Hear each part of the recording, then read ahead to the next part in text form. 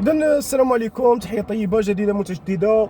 ازف اللهوان، ازف الاحباب، شعب شمال افريقيا الامازيغي العظيم بيان سور.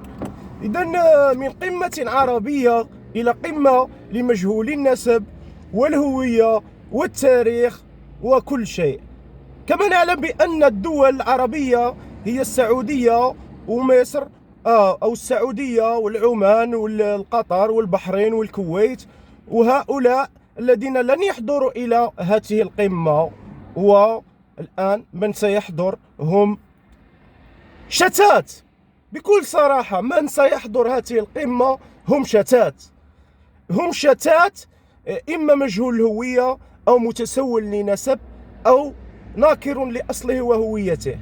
هكذا هي نهاية هذا الوطن العربي المزعوم الذي أقامه ميشيل أفلاق الصهيوني المسيحي وثلته من تقسيمات سايس بيكو.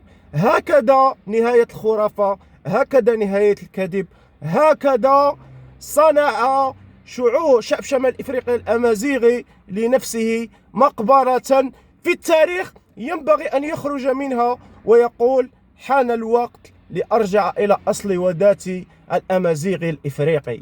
مقبرة ينبغي أن نسمي هذه القمة العربية قمة مجهولي النسب ومتسولي الأنساب ومتسولي الهوية. هكذا ونحيي زعماء ورؤساء العرب الحقيقيين على احترام الأمازيغ وعدم حضورهم لقمة تحتقر الأمازيغ في أرضهم. تحية للعرب، تحية للعرب الأحرار، تحية للأمازيغ الأحرار على قلتهم. السلام عليكم. ثان ميرت لن نزول.